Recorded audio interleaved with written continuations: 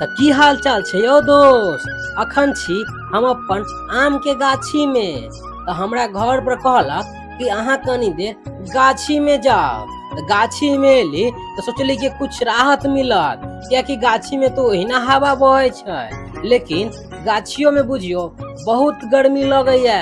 अखन हवो ने केनको बहैया।